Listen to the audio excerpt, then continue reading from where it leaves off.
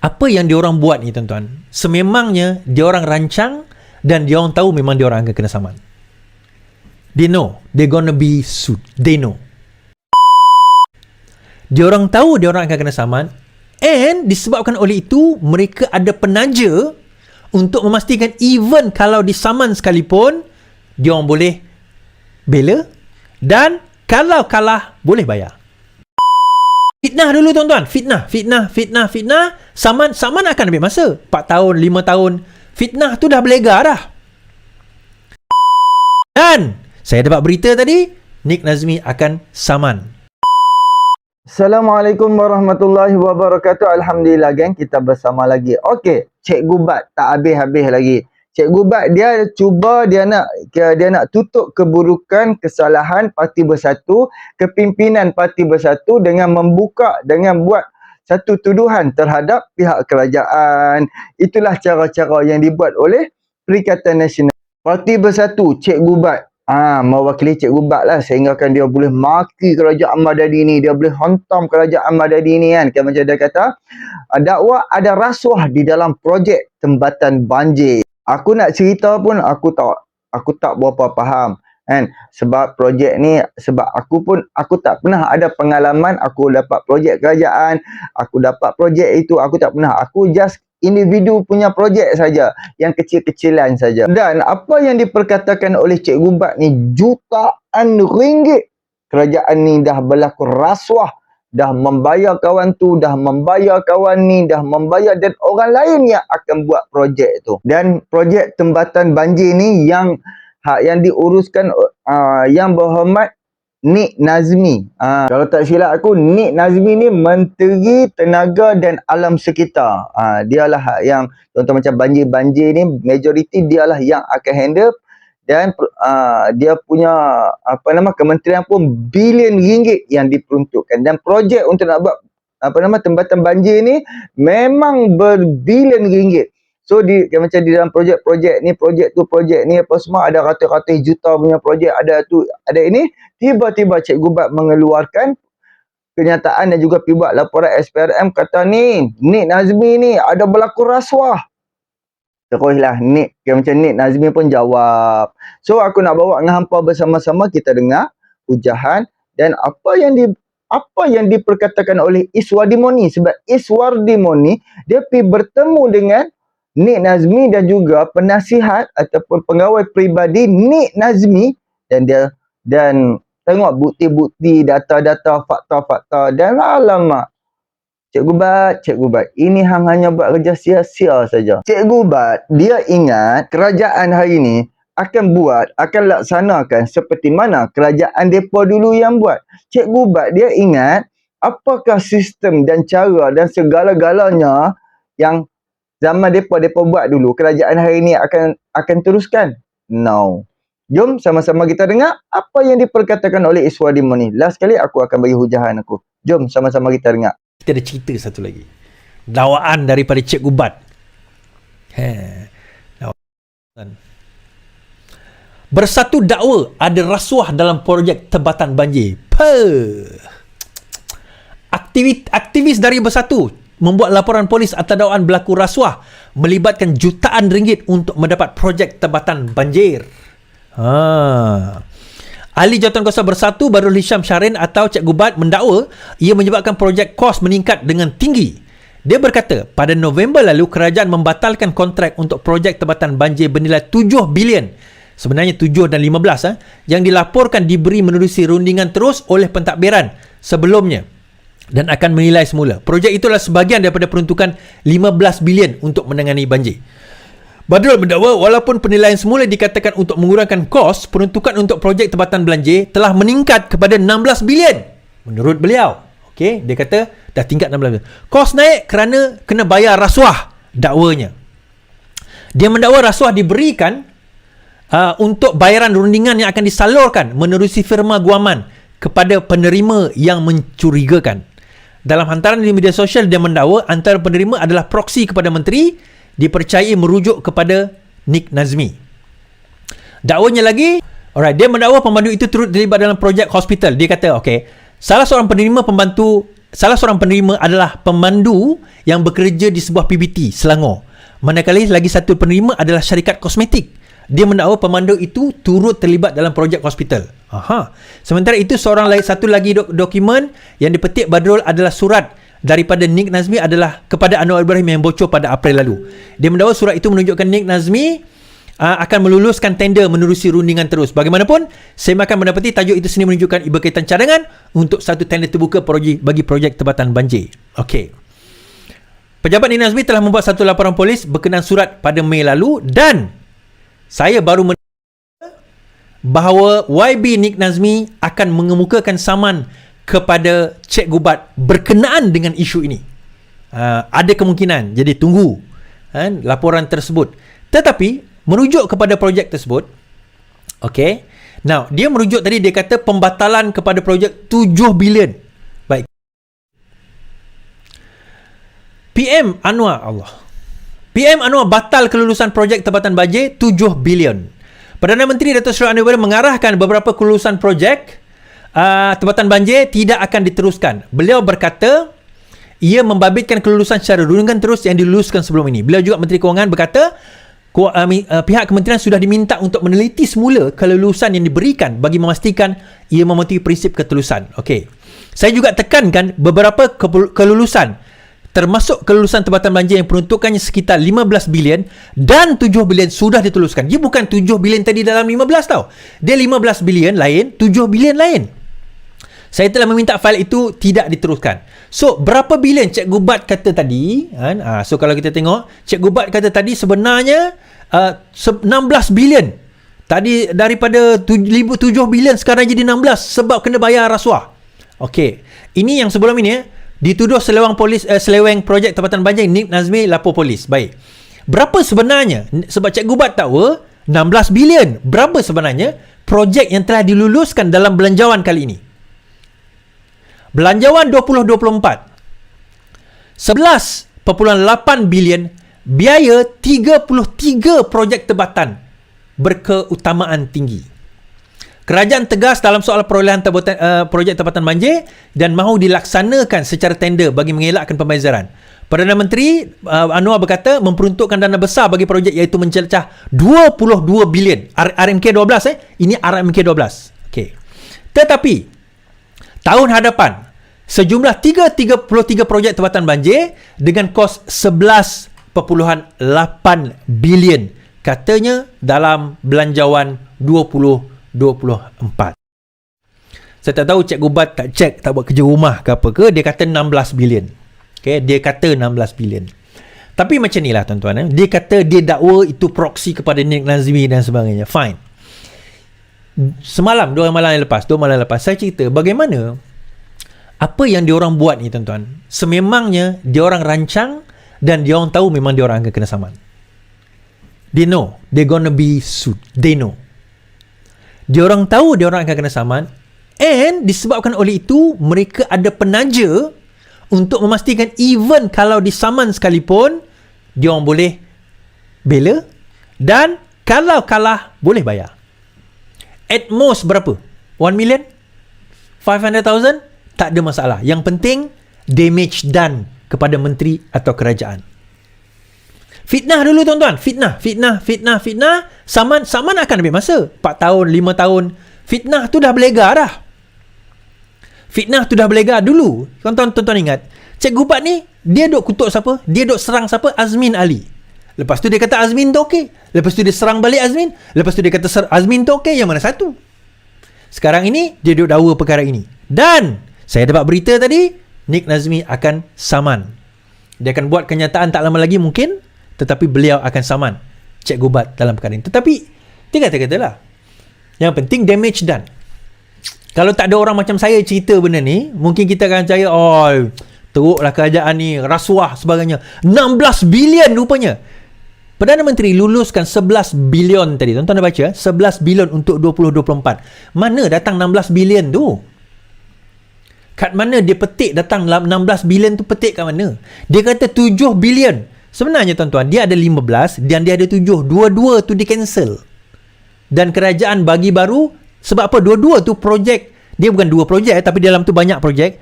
projek secara direct nego tanpa proper documentation, tak ada. Sekarang siapa masa tu Menteri Alam Sekitar, Tuan Ibrahim Tuan Man. Sekarang ini 33 projek, proper tender, 11 bilion terbuka. Siapa nak, silakan. Siapa nak, silakan. So pertuduhan ini yang penting fitnah dahulu. Itu saya kata tadi, fitnah dahulu. Jadi dengan fitnah itu tuan-tuan, maka kerajaan akan damage. Menyebut soal fitnah ini saya bawa kepada Rafizi Chabar yang bacol ni, YB bacol, yang bacol viral tu. Okey, baru-baru ini, habis dah cerita tu, kita buat cerita Rafizi pula. Baru-baru ini adalah pihak pembangkang dia main isu ekonomi. Rafizi menteri teruk, menteri tak bagus, tak boleh, rosak negara, bla bla bla bla, ekonomi tak pandai, bla bla sebagainya. So dia buat podcast lah, ramailah yang percaya, ramai yang quote dia. Kemudian Rafizi kata, kalau berani kita debat. Kalau berani kita debat. Dia kata, baik kita debat, setuju. Kalau berani hantar surat. Rafizi hantar surat. Kemudian Rafizi kata, kita buat dekat podcast. Kemudian dia kata, apa pula buat podcast, kalau podcast pergi keluar sekejap lah. Dia kata, ni nak debat, cakaplah debat, janganlah bacol. Tuan-tuan, podcast tu platform. Saya lebih suka cara kita berdebat yang betul-betul macam saya selalu debat dekat secara bersemuka. Bukan format. Format ni masalah. Seorang ni cakap 10 minit, seorang ni cakap 10 minit. Kemudian seorang ni soal 3 minit, seorang ni soal 3 minit. Tak best. Bagi saya, kalau benar-benar berani, kita duduk hard talk. I ask you, you ask me. Kita buat engagement betul-betul. You boleh tembak saya, tapi dalam masa sama, I akan ask questions and expose your stupidity. Berani tak berani? Kemudian dia bagi macam-macam alasan lah. Oh, ini tak betul lah, ini ada podcast lah, tu lah, bukan debate lah. Kalau kau berani, kalau kau ada point, kalau kau tak takut, tak kisahlah apa pun, jawablah. Tolong share tuan-tuan, tolong share. Jawab. Rafizi rancang podcast sendiri, jemput pengkritik jadi tetamu. 8 Januari ni yang pertama. Menteri Ekonomi Rafizi Ramli merancang untuk memulakan program Bual Bicara, dikenali sebagai Yang Bakar Menteri, yang memberi ruang kepada sesiapa saja untuk bersemuka dengannya. Siaran podcast akan bermula 8 Januari, disiarkan setiap 2 minggu. Saya merancang untuk memulakan YBM, Yang Berhormat Menteri, tetapi podcast ini Yang Bakar Menteri, katanya menulis catatan di Facebook rasminya. Baik, saya baca kenyataan Rafizi. Saya bagi kenyataan Rafizi Ramli status berkenaan dengan perkara tersebut. Jadi dia jelas dekat situ sebenarnya kenyataan beliau. Baik. Siapa yang nak bakar menteri? Rafizi kata, siapa yang nak bakar menteri? Berhari-hari meroyan seorang aktivis maya, cyber aktivis pembangkang setelah kena tweet dengan saya. Ada pelbagai reaksi kepada langkah saya melayan kandungan-kandungan aktivis maya ini. Sebahagian besar menyokong berdasarkan maklumat di media sosial. Segelintir merasakan seorang menteri tidak boleh bersuara. Ada dua jenis yang berhujah menteri tidak boleh bersuara. Pertama, mereka yang merasakan menteri mestilah menjaga standard sendiri dan tugas menjawab serangan adalah tugas cyber trooper. Saya rasa mereka kebanyakannya dari kalangan pengundi atas pagar. Kedua, kumpulan yang menjawab menteri tumpu buat kerja menteri, seolah-olah memberi penjarahan itu bukan tugas menteri. Pada pemerhatian saya, kebanyakannya adalah aktivis maya pembangkang. Namun secara keseluruhannya, majoriti reaksi di media sosial menyokong langkah menangani dakwah pembangkang ini secara berdepan. Sebab itu saya tweet seseorang yang menggelar dirinya YB Viral. Dia bukanlah penting atau berpengaruh pun, tetapi reaksinya sebelum, semasa dan selepas ditweet menggambarkan watak sebenar aktivis maya pembangkang. Sebelum ditweet, mereka adalah jenis suka mempertikaikan segala-galanya. Kalau pertikaian itu berasaskan fakta dan perspektif yang benar, saya kira boleh diterima. Tetapi pertikaian ini bawa berunsurkan maki hamun, jeritan, emosi kerana mereka tak faham pun isu ekonomi yang cuba dibawa. Semasa ditweet, mereka menggelabah dan menggelupur. Terbongkarlah watak mereka yang sebenar, hanya berani baling batu, sembunyi tangan. Mereka tidak berani berhujah di hadapan. Mereka lari jika dicabar dan mereka takut dengan tindakan undang-undang kerana mereka tahu banyak kandungan mereka melanggar undang-undang jika dibawa ke mahkamah. Selepas ditweet, mereka akan pusing untuk mengalih tumpuan kepada perkara-perkara picisan. Dalam kes YB Viral, hujahnya debat dan podcast. Kononnya podcast itu bukan debat. Sedangkan semua orang tahu podcast adalah platform. Sebarang perdebatan boleh saja dibuat di mana-mana platform. Dalam dewan, TV, radio, podcast di internet Debat itu maksudnya bersemuka, bukan jerit maki hamun dekat cermin. Itulah tujuan saya, untuk menunjukkan wajah sebenar aktivis maya pembangkang. Sebab itu saya telah merancang untuk memulakan podcast YBM. Tetapi podcast ini bermakna yang bakal menteri. Peluang bersemuka di podcast yang dirakam pada sebelah malam bertujuan memberi peluang kepada sesiapa saja bersemuka dengan saya tanpa menggunakan peruntukan, kerana muncul di TV kena guna wang rakyat, melibatkan airtime. Podcast YBM terbuka kepada sesiapa saja, ahli akademik, penyokong kerajaan, rakyat biasa, terutama aktivis maya pembangkang. Selain dari mereka yang ingin tampil secara sukarela untuk peluang membakar menteri, saya juga mencari aktivis-aktivis maya pembangkang yang banyak memainkan dakyah untuk tampil. Saya akan cari mereka, jemput dan beri peluang bersemuka. Mereka berpeluang membakar saya, juga saya berpeluang membakar mereka. Bagi saya, budaya begini lebih baik dari bangkit hamun dan pertikai perkara pecisan seperti yang dibawa oleh aktivis maya pembangkang sekarang. Siaran podcast yang bakar menteri akan bermula 8 Januari setiap 2 minggu. Sesiapa yang berani mahu cabaran membakar menteri dan berhadapan risiko kena bakar. Mangsa pertama, YV Viral sudah terbakar, dan biarkan dia kepanasan menjerit di hadapan cermin keseorangan. Jika ada wajah yang cocok, siapa orang pertama yang akan bersemuka dengan saya pada 8 Januari ini, tuan-tuan? So sekarang ini, instead of orang cabar menteri, sekarang ni menteri cabar orang. Apa macam? Menteri sudah cabar orang, tuan-tuan. So sekarang dia sudah cabar. YB Viral dah tak berani. Tolong tag YB Viral setiap kali kalau ada dalam komen dia tu. Tolong tuan-tuan, siapa yang ada dalam TikTok ni, dalam TikTok dan juga sewaktu ni, siapa yang masuk TikTok, kalau nampak dia punya posting, tolong kat situ, Rafizi ajak debat, YB bacol, yang bacol, tolong tulis dekat komen dia, yang bacol viral, Rafizi ajak engkau debat. Apa pasal takut? Podcast lah, kita tak nak podcast. Siapa isu dia podcast? Kenapa? Takut bersemuka, takut one on one berdepan. Sebab bila dia nak berdepan, dia kena tulis nama dia, tuan-tuan, alamat dia, nama dia kena bagi. Kenapa? Kalau lepas ini dia fitnah, dia tak boleh lari dah. Itu yang dia takut sebenarnya dalam maya ni. Sebab itu kenapa dia pakai pakaian rambut palsu, muka macam tu. Sebab apa? Dia takut. Dia takut sebenarnya. Takut pada apa? Dia takut orang mengetahui siapa dia. Kan? Saya Iswardi Murni, tuan-tuan kenal saya, tuan-tuan tahu saya, apa nak takut? Kalau kita berada pada kebenaran, apa nak takut, apa nak risau? Tetapi orang sebegini, sebab dia kerja, macam saya kata tadi, macam Cikgu Bat tadi lah, macam juga Papa Gomo, macam juga Raja Petra, macam juga Ratu Naga, macam juga Salim, mereka ni semua kerja fitnah. Macam juga Mastura, fitnah. Macam juga pemimpin-pemimpin PAS, fitnah. Dia tabur fitnah, dia tabur racun, fitnah, dia tabur racun agama, dia tabur racun bangsa, dia racun kita supaya kita timbul kebencian. Dan yang buat komen pun sama. Itu tugas dia orang, tugas mereka. So macam mana kita nak counter? Ni salah satu Rafizi dah buat lah. Tetapi 2024 ni, insyaAllah kita akan membawa satu pembaharuan. Saya nak buat satu hard talk jugalah macam Rafizi. Saya suka tiru dia kan, tak apalah. Mungkin saya nak buat hard talk kepada dia orang ni. Saya nak tanya dia orang. Since dia berani kritik kita, apa kita pula tanya dia? Contoh. Saya nak tanya soalan kepada geng-geng yang so-called hebat ni kan. Kalau engkau orang jadi kerajaan, ni soalan saya terus sebelum saya end. Kalau engkau orang jadi kerajaan, apa yang kamu akan buat untuk mengukuhkan mata wang negara berbanding USD tanpa menaikkan OPR? Okey? Tuan-tuan fikir nanti. Baik.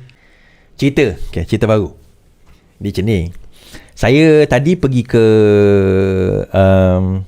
kementerian. Sekarang ni bukan kementerian sumber dia bukan kementerian sumber manusia pula. Kementerian alam sekitar lah. Dia kementerian sumber asli dan yang Nik Nazmi punya tu, sebab dah pecah dua. Fadilah dia ambil bahagian alam sekitar tu semua, so TNB semua bawah Fadilah dah. So Kementerian Nik Nazmi sekarang ni hanya deal dengan hutan, hanya deal dengan air, dengan hutan lah, hutan, air pun bukan, hutan je, hutan dan apa tak satu lagi, tapi hutan lah. So tak besar kementerian dia. So Tempatan Banjir ni tak pasti lagi bawah kementerian mana. Tetapi Cikgu Bat semalam telah mengemukakan satu kenyataan bahawa Nik Nazmi telah rasuah.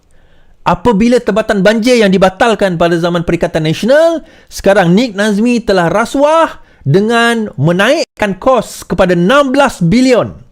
Kenapa naik 16 bilion tuan-tuan? Katanya sebab Nik Nazmi rasuah. So keluar kenyataan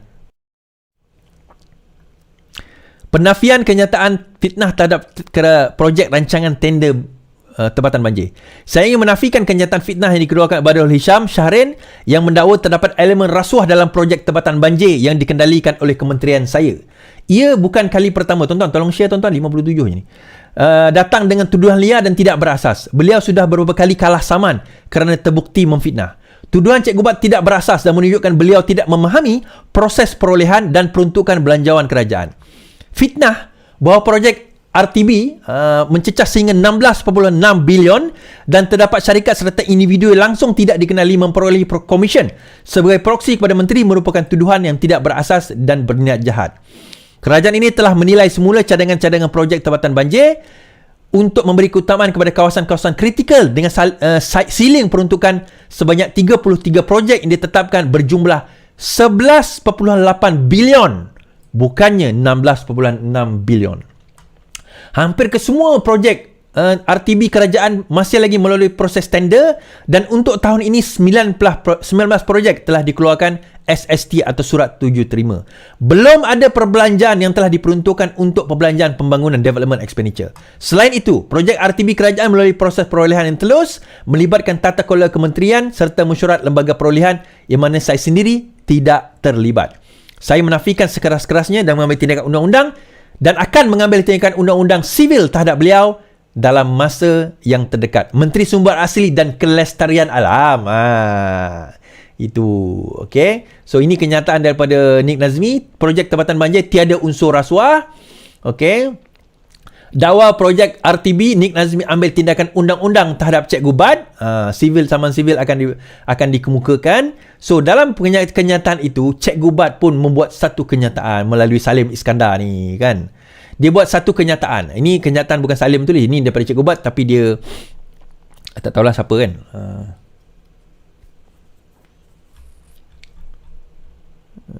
Okay. Alright. Penafian Nik Nazmi dangkal dengan kenyataan angkuh. Wah, dia kata macam tu kan. Penafian Nik Nazmi dangkal dengan kenyataan angkuh. Alhamdulillah saya, Zul Amali Hussein Bos, Hebat Jebat dan juga Muhammad Zamri Abdul Bakar Azman Hartanah Viral Melaka semalam telah hadir ke IPD Dangwangi untuk membuat laporan polis berkaitan rasuah terkait projek Tempatan Banjir. Kami masuk jam 12, keluar jam 5. Kami dirakam percakapan oleh pegawai IPD. Antara dokumen yang diserahkan ialah beberapa perjanjian peguam antara beberapa syarikat kontraktor dengan beberapa individu juga syarikat. Perjanjian ini di mana persetujuan syarikat kontraktor untuk membayar consultation fee sebaik saja projek yang disebut dalam perjanjian. Maknanya sebaik saja dapat projek yang disebut dalam perjanjian. Maknanya untuk dapat projek kontraktor wajib tanda tangan perjanjian untuk setuju bayar ikut peratusan tertentu sebaik saja dapat SST. Baik. Yang ni saya nak komen sikit. Okay, dia kata antara dokumen diserahkan. Okay. Perjanjian antara peguam, dia ada peguam punya agreement antara beberapa syarikat kontraktor dengan beberapa individu juga syarikat. Okay. So, melibatkan apa? Dia kata melibatkan persetujuan syarikat kontraktor membayar consultation fee sebaik saja dapat projek yang disebut dalam perjanjian. Okay. Lepas tu dia buat konklusi, dia kata maknanya untuk dapat projek wajib tanda tangan perjanjian untuk setuju bayar ikut peratusan sebaik saja dapat SST. Soalan kita, saya akan komen bab 2 nanti. Soalan kita, siapa individu ini dan apa kaitannya dengan menteri? Dan adakah rundingan ataupun perjanjian pembayaran consultation fee untuk sebarang projek itu satu kesalahan daripada segi undang-undang? Sekejap lagi kita akan ulas. Antara dokumen yang telah didedahkan semalam, Seperti biasa, ada pihak rejim campuran akan Nafi dan Ugut. Pagi tadi Nik Nazmi, Nafi malah memfitnah saya, banyak kalah kes dan Ugut Saman. Ini kualiti menteri rejim campuran. Dia kata, dia tak kalah banyak kes. Sepatutnya arah siasat siapa yang saya namakan semalam dan bagaimana dokumen perjanjian rasuah yang sebahagiannya saya dedahkan semalam wujud. Nah, soalannya, adakah itu rasuah? Di mana perjanjian kepada consultation fee? Siapa yang melantik orang tengah seperti driver Majlis Perbendaharaan Kuala Selangor dan syarikat jual barang kecantikan sebagai orang tengah mengambil komisen? Okey, kita akan tengok sekejap lagi bab ni. Nik Nazmi berbohong kalau cakap ada tender terbuka. Ia rundingan terus. Ya, proses tidak lagi selesai. Kerana itu saya buat laporan dan pendedahan untuk siasat kenapa perjanjian ini wujud dan siapa yang telan hampir 1 bilion daripada keseluruhan fee perundingan. Sepatutnya kita serius lawan rasuah dan menteri tak terlibat. Ucaplah terima kasih kerana pendedahan. Isunya bukan terima kasih kerana pendedahan. Isunya kenapa kata Nik Nazmi yang rasuah? Sebab dia menyentuh Nik Nazmi. Dia bukan menyentuh syarikat-syarikat ini. Okey, kita akan tengok. Untuk fitnah, saya kalah banyak sama fitnah itu melampau. Okey, kita akan baca kenyataan tadi. Dia kata apa? Ini bukan kali pertama Cikgu Bat datang dengan tuduhan liar. Beliau sudah beberapa kali kalah saman. Cikgu Bat kata apa? Dia tulis kat sini, dia kata apa? Untuk fitnah, saya kalah fitnah itu melampau. Saya kalah sekali saja saman. Sekali saman dengan Nazri Yunus di Mahkamah Seremban. Tetapi melibatkan isu peribadi, bukan politik. Okey, saya tunjuk tuan-tuan. Cikgu Bat kalah saman RM50,000. Betul. Okey. Kepada Nazri. So, dia kena bayar RM50,000. Betul. Tetapi dalam masa sama, Cikgu Bat juga kalah saman kepada Tony Phua. Sehingga dia meminta maaf. Mengeluarkan permohonan maaf pada 2022. Dan mendakwa menarik balik. Memang dia tak kena bayar, tetapi dia mengaku dia salah. Sehingga dia terpaksa menarik memohon maaf untuk Tony Phua menarik balik saman tersebut. Dan dalam masa yang sama, sekarang ini Wahab kemuka saman tuntutan Cikgu Bat, Hakim Ramli mohon maaf. Yang ini Cikgu Bat tak jawab lagi ni. Dan surat saman Cikgu Bat untuk bawa ke mahkamah akan keluar sekurang-kurangnya paling awal esok berkenaan dengan perkara ini. Kita tak cerita juga tuan-tuan, macam yang saya dedahkan tempoh hari, bahawa Prof. Agus telah pun mengemukakan saman juga terhadap Cikgu Bat kerana mendakwa kes plate number dia dahulu. Kalau tuan-tuan ingat plate number, dia kata Agus dapat duit daripada Jacom kerana sebab itu dia dia dapat beli plate number itu. So, Prof. Agus pun saman. Teruskan. Dan saya tak lawan pun. Okey, namun kes itu peribadi. Selain itu, saya pernah disaman Tony Phua kerana melebahkan. Namun, Tuan Nawi enggan teruskan dan terus henti bertakat. Dia minta maaf. Penipuan dekat situ. Seperti biasa, fitnah dan ugutan mainan rejim. Mereka fitnah 600 bilion itu seleweng. Mereka fitnah 7 bilion Tempatan Banjir. Mereka fitnah PN dapat duit, judi dan sebagainya. So, dia alih. Dia tak jawab siapa. Kami tidak ke SPRM. Kenapa tak pergi SPRM? Kerana kami percaya PDRM, kerana SPRM hancur. Khususnya Ketua Pusuruhanjaya sendiri terpalit isu integriti. Okey. Ingat, 97 juta telah hilang di bawah Siva Kumar ketika menjadi sumber manusia. You see, dia konar cerita lain. Cerita ni pun tak habis lagi sebenarnya. Alright, akhirnya senyap. Siapa kata senyap? Sedang disiasat. Okey, gagal dia kata. Baik, saya jawab bab ni. Yang bawah tu, saya jawab bab ni. Dia kata, antara dokumen diserahkan ialah dokumen perjanjian perguam secara fee pengunding cara. Consultation fee di antara peguam, agreement peguam di antara satu syarikat dan individu kepada pemilik ataupun orang yang akan dapat kontrak tersebut. Soalan kita kepada Cikgu Bat. Siapa company tersebut atau individu tersebut yang dikatakan mendapat consultation fee daripada syarikat-syarikat yang bakal mendapat kalau dapat nanti projek? Itu pertama. Dan adakah syarikat-syarikat itu mempunyai kaitan dengan Nik Nazmi? Sebab dakwaan Cikgu Bat bahawa Nik Nazmi yang terlibat dalam rasuah tentang sehingga tentang fee dan sebagainya ini, Nik Nazmi yang terlibat sehingga naik kos penghingga 16 bilion. Soalan kita, adakah benar, kalau betul lah, katakanlah benar, memang ada dokumen perjanjian di antara individu dan juga syarikat, driver lah, kosmetik lah, company ini kepada syarikat yang akan dapat projek tu. Katalah benar, betul. Okay, so diorang nak buat agreement. Soalan kita, adakah itu satu kesalahan daripada segi undang-undang? Satu entiti yang tak ada kaitan dengan kerajaan, tak ada kaitan dengan Nik Nazmi, nak buat perjanjian. Okay, kalau kamu dapat projek ni, saya dapat sekian-sekian consultation. Kita tak tengok terma syarikat perjanjian itu, jadi kita pun tak tahu detail perjanjian itu apa. So kita tak tahu.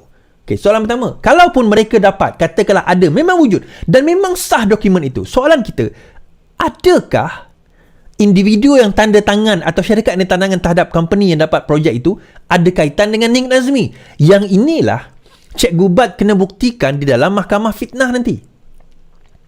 Yang ini Cikgu Bat kena buktikan di dalam mahkamah sewaktu saman fitnah nanti. Bahawa kalau dia dapat buktikan, dia akan menang kes itu. Untuk menang kes itu, Cikgu Bat kena buktikan bahawa syarikat itu, pemandu driver daripada Selangor itu, syarikat kosmetik itu, mereka ini semua ada kaitan secara langsung dengan Nik Nazmi atau tidak langsung melalui bukti sekian. 1, 2, 3, 4, 5. Mengeluarkan dokumen perjanjian di antara syarikat swasta kepada syarikat yang mungkin boleh dapat projek tebatan banjir, itu bukannya satu kesalahan. Saya bagi contoh lah tuan-tuan, saya bagi contoh. Okey, A ni adalah sebuah syarikat yang ambil projek tebatan banjir tapi tak dapat lagi.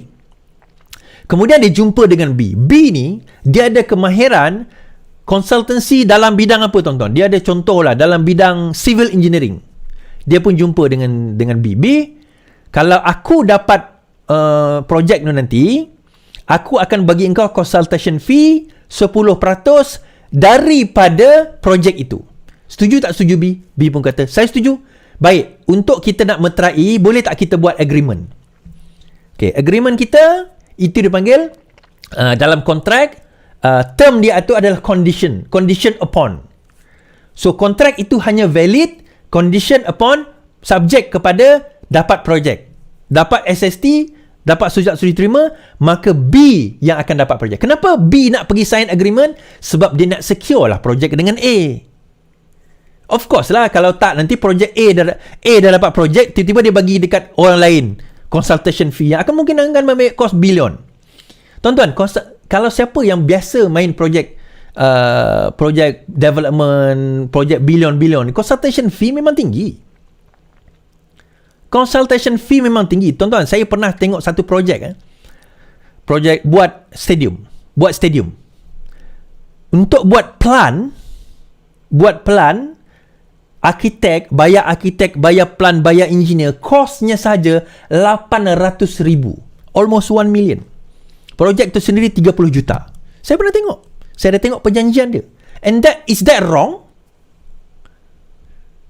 Saya nak tanya tuan-tuan yang mana bijak pandai ni. Is that wrong? Now, isu dia, adakah si B tadi tu berkait dengan Nik Nazmi? Maksudnya perjanjian itu Nik Nazmi itu nanti akan bagi B atau A, whatever. Bahawa B ni adalah kroni Nik Nazmi dan Nik Nazmi akan dapat sebahagian daripada perkara itu. Dia kata Nik Nazmi kena siasat lah. Siapa orang ni berterima kasih pada kami, kena siasat. Nik Nazmi nak siasat. Kenapa? Apa kesalahan yang dia orang dah lakukan dengan menandatangani perjanjian konsultasi tersebut? Hanya kerana dia dah sign consultancy agreement, so adakah itu satu kesalahan undang-undang? Ni bukan benda baru. Practice signing consultancy agreement is nothing new. Kalau siapa yang biasa terlibat dalam projek. Cuma Cikgu Bat ni, dia mungkin tak pernah terlibat. Well, saya tahu dia terlibat dalam projek juga. Tak terlibat dalam projek. Mungkin tak tahu, tak pernah buat development yang ratus juta, bilion-bilion ni. Even tak payah ratus juta, puluh juta pun saya tahu. I was involved dalam projek 225 million. Tapi private lah, bukan kerajaan. Private project. So I know what's going on. Pengalaman saya banyak juga tuan-tuan. So saya involved, terutama dalam signing the agreement, signing the documents. So dia dah tak ada modal dekat situ. Tapi kenapa nak fitnah ni? Dia tahu benda tu tak ada. Dia tahu dia tak boleh nak buktikan. Tapi kenapa nak fitnah? Atas alasan apa? Atas dasar apa? Atas dasar apa? Atas alasan apa dia nak kena fitnah? Itu persoalan kita sebenarnya.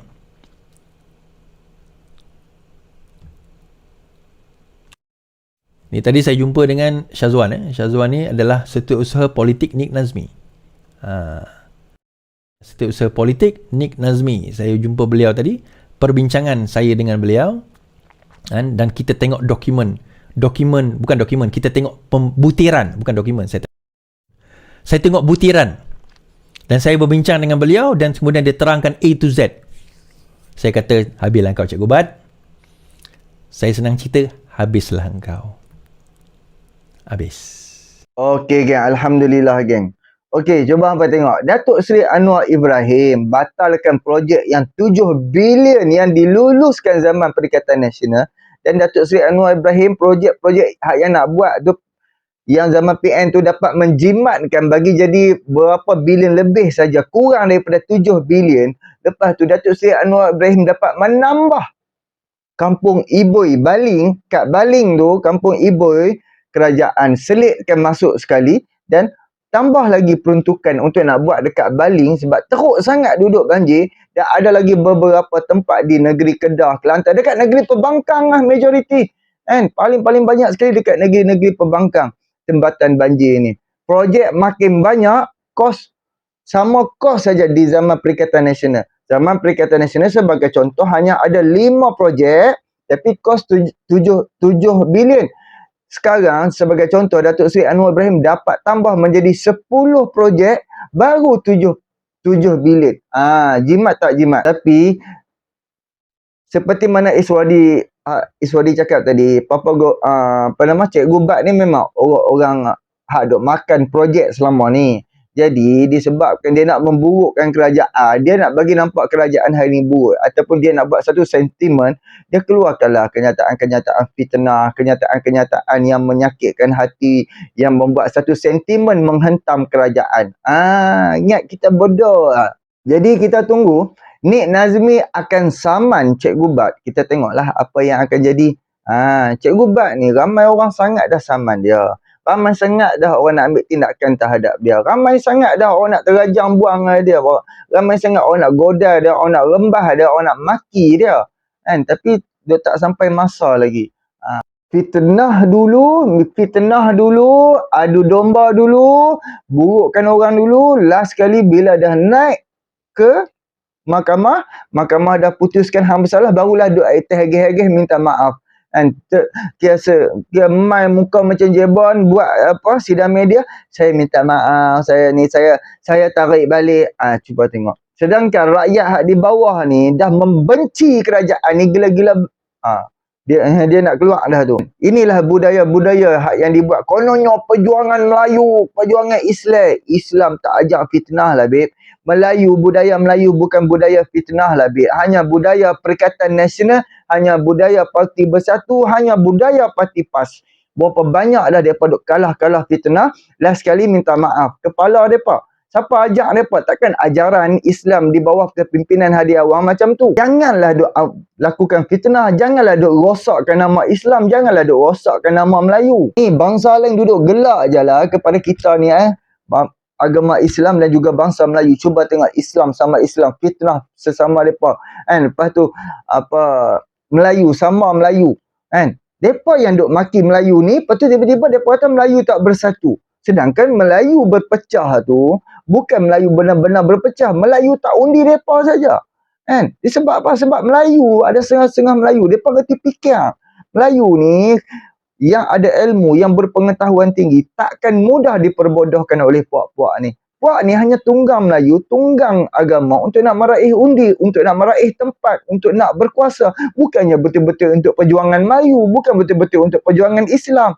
Ini hanya tunggangan modal untuk raih undi. Depa akan petik, depa akan hentam, depa akan segala-galanya untuk nak memburukkan kerajaan. Last kali depa cakap inilah perjuangan Melayu, perjuangan Islam. Kepala depa. Siapa ajak depa kita pun tak tahulah. Jadi pada aku kita kena hapuskan puak-puak ni. Kita perlu lawan kaum-kaumnya. Seperti mana kita boleh tengok itu ni macam Nik Nazmi ni dia agak jaga kata-kata dia.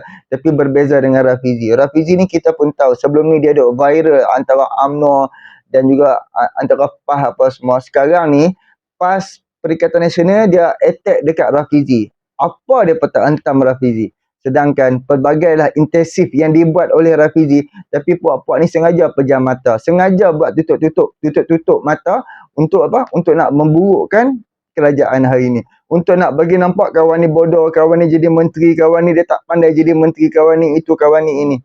Jadi inilah pembodohan demi pembodohan daripada puak-puak Perikatan Nasional. Janganlah mudah diperbodohkan oleh puak-puak ni. Amat-amat memalukan perangai yang sangat-sangat buruk. Depalah yang menjatuhkan agama Islam. Depalah yang menjatuhkan bangsa Melayu. Depalah yang merosakkan keharmonian, kebahagiaan di dalam negara kita. Kita nak hidup secara damai. Kita nak hidup secara tak ada masalah apa-apa. Tapi puak ni lah yang mewujudkan perpecahan. Jadi, cuba tadi hampa tengok hak yang pasal podcast, hak yang Rafizi Ramli ajak ni, YB viral tu, bukan sebab apa kan? Sebab kalau hang berdebat, dia nak, YB viral ni, dia nak berdebat dengan Rafizi. Kalau berdebat, dia ada masa 3 minit, 5 minit, 10 minit. Berbeza dengan podcast. Podcast ni hang boleh cerita A sampai Z. Podcast dengan debat tu sama je, bersemuka maksud dia. Jadinya, kalau hang debat, hang tempoh hang tu singkat. Kalau hang berpodcast, hang boleh cerita A sampai Z, hang boleh dengar hujahan kawan ni, hang boleh dengar hujahan kawan ni tanpa ada masa, tanpa ada masa yang menetapkan tempoh masa tu. Itulah perbezaan antara podcast dengan debat. Faham tak? Jadi cuba boleh tengoklah kan apa yang Rafizi Ramli tulis tadi kan. Meroyan, menjerit, itu ini kerja dia duk buat video, duk sangka orang, duk pertamadanan lah, waliwat lah, itulah, inilah. Inikah budaya parti Islam kita nanya. Inikah budaya Melayu yang dibawa oleh puak-puak ni. Amat-amat memalukan. Mereka ni lah pemecah belah dan langsung menjatuhkan martabat ke apa ya, macam orang cakap kehormatan dan juga orang punya darjat Melayu dan juga Islam ni, puak-puak ni lah yang menjatuhkan. Mereka tak fikir, bangsa lain pun tengok video dia. Bangsa lain pun menilai apa kata-kata dia. Adakah ini Melayu? Adakah ini Islam? Hak yang dibawa oleh puak-puak ni. Jadi inilah amat-amat memalukan. Janganlah mudah diperbodohkan. Ini semua hanya nak, ni, dia kata, dia macam Wabi Barry ni kata, Rafizi Ramli, dia nak ambil populariti YB viral. Sedangkan Rafizi Ramli memang dah viral puluhan tahun dia. Hang tu baru timbul beberapa tahun ni, kononnya itu, kononnya ini. Sedangkan hang tu YB viral, hang baru timbul saja.